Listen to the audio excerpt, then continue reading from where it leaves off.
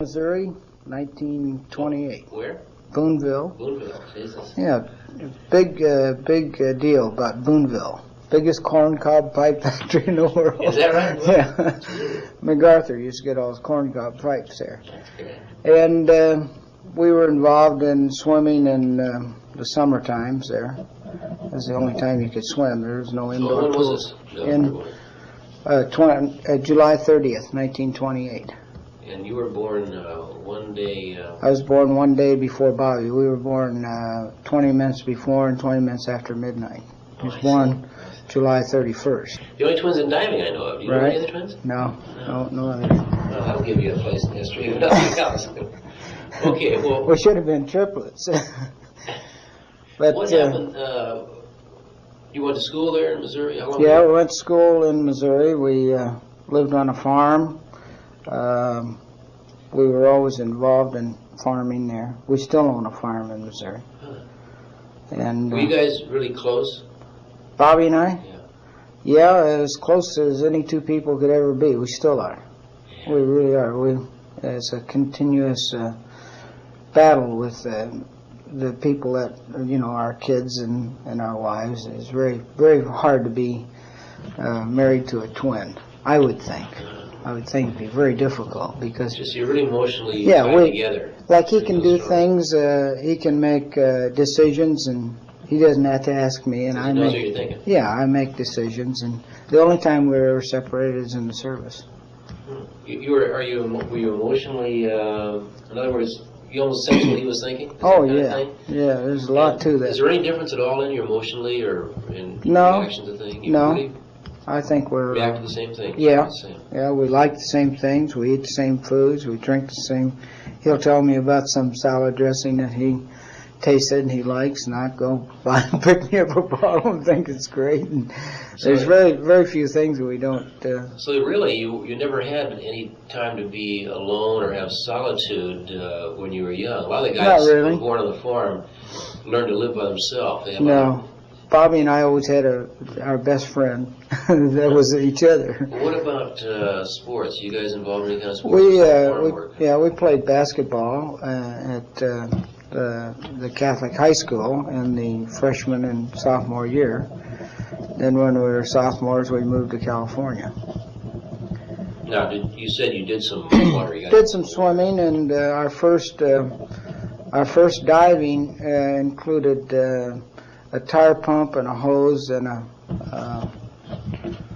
water heater with a glass duct in the front with a marble as a check valve. And my mom and... when was this? Do you remember? This was in 1943.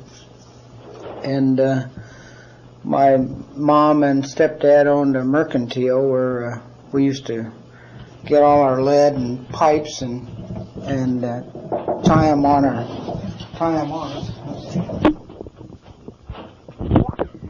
And so we used to dive with that, walk around the lakes, and use them in the swimming pools back there. Had you gotten turned on at that point by anything you'd read, or? By diving, there was no diving. There was no fins. There was no Facebook. Yeah, you hadn't read a book or anything like that.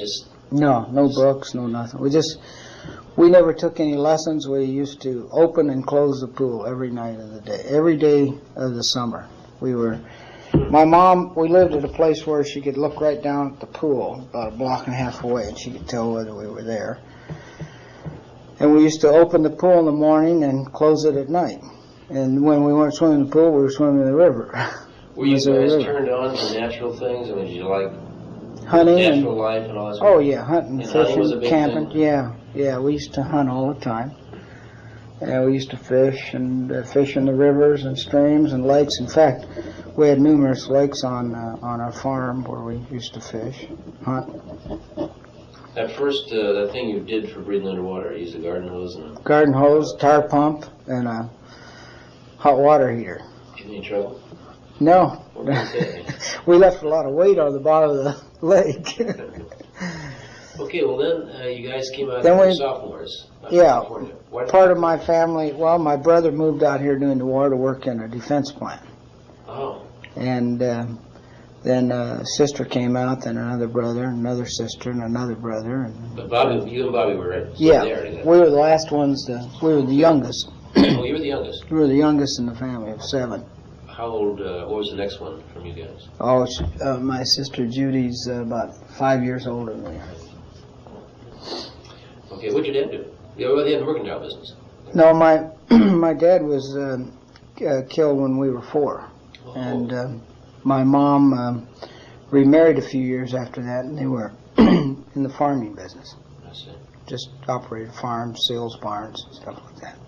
But we still have a farm. Yeah, back in Missouri. Yeah. And so then we moved to California, Manhattan Beach. And Bobby and I went to school in Redondo. And then next year, because Redondo didn't have a swimming pool, we transferred to El Segundo. And then when we first got to California, we got involved in diving with another water heater and hose. And I don't even know the guy's name we bought it from, but we used to walk around in the breakwater, the Redondo breakwater on the bottom, and catch crabs. It's just a homemade thing? Yeah, homemade thing. Still with the tire pump? Or? Well, we had a kind of a double action pump. Really first class. And you were fascinated still by this living underwater to see before we used them for masks and all that? Well, we used the hot water heater. Oh, but we had faceplates. So you started skin dive? Yeah, just after we got to California, we used to skin dive for abalone and lobsters. And weren't very good skin divers, but we used to. What was your first reaction to the ocean?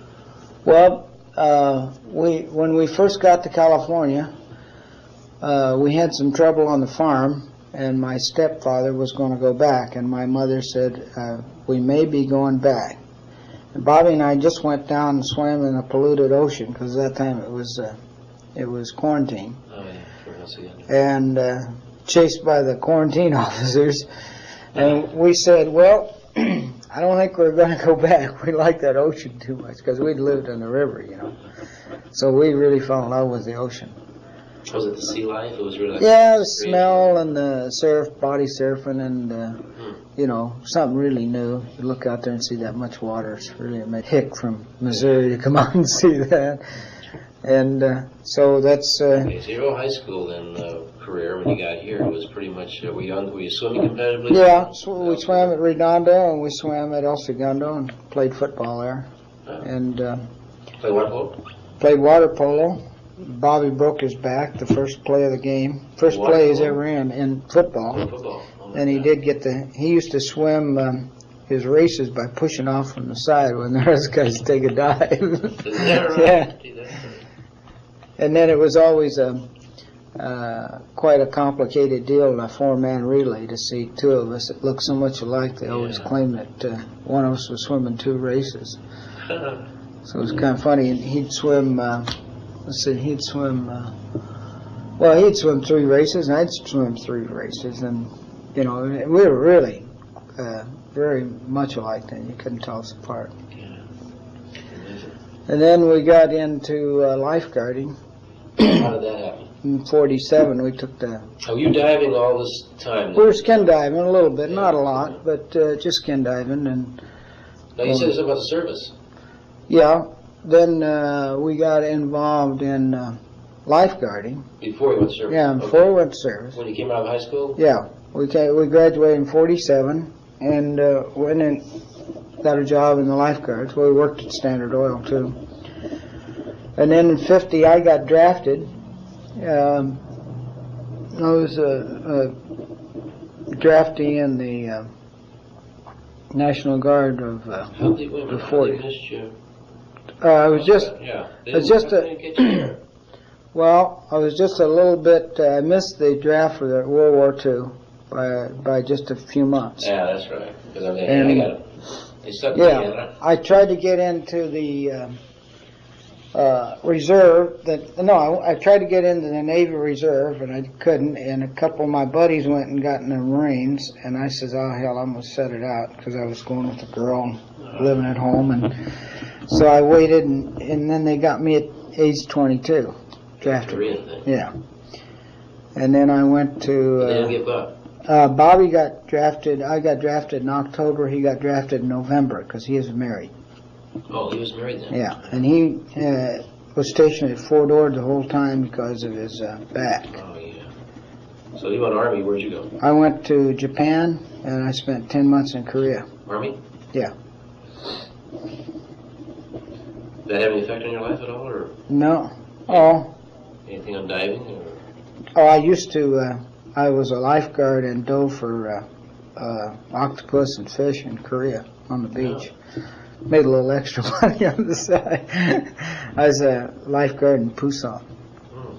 And hadn't gotten into any scuba equipment yet? No, no scuba there. Okay. Nothing. I used to try all those face plates that the Koreans wore, and my nose would stick way out in front of them. And finally, I got my mom to send me a faceplate. Jack Wise went and bought her faceplate and a pair of fins, and I got it about a week before I got home. But very crude equipment over there. You know, the only thing I really saw that really was usable was a double snorkel Cressy one time, and I found some Aussie with one, and I borrowed it from him. But the water there is just exactly the same temperature and same sea life, except I never saw any lobsters. We had abalone and octopus and sea urchins and a whole bit. In fact, Busan Bay is just exactly like Santa Monica Bay. You'd almost swear you're in the same bay. Huh. It's got a few more little coves. You haven't been back there? No. I'd love to go back. Korea's beautiful. You never been there? No, I haven't. It's a beautiful country. Oh God! There's some coves over there. And I got a Korean girl who works for me. Neatest gal I got. They're really interesting. Oh, neat people. Yeah. Neat people. Well, then you came back. I came back from the service, and I was discharged at the same place Bobby was stationed out of Fort Ord. And I went into the bicycle business.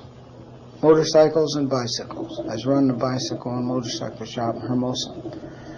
And I went... Were you into that before? No. Always liked bicycles. And then I just couldn't handle it. I wasn't close enough to the beach, and I quit and went back to lifeguarding. So this is, we're in 1950 what? 1950, start of 53.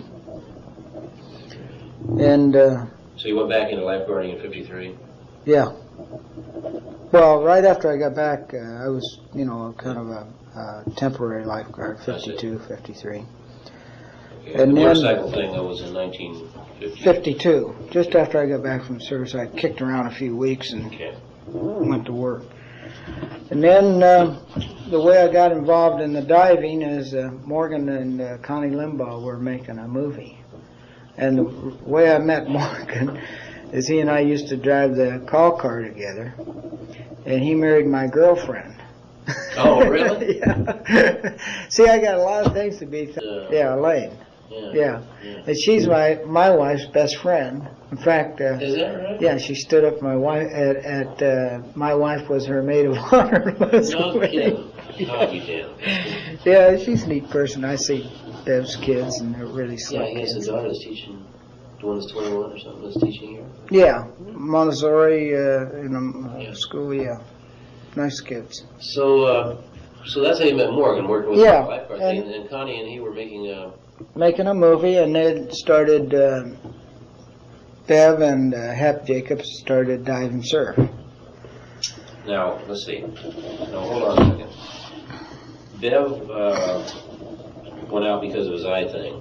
Yeah. We had the test for one scripts, they found his eyesight was bad, so he dropped it out. But he dropped out of the lifeguard before he started the dive and surf job. About the same time.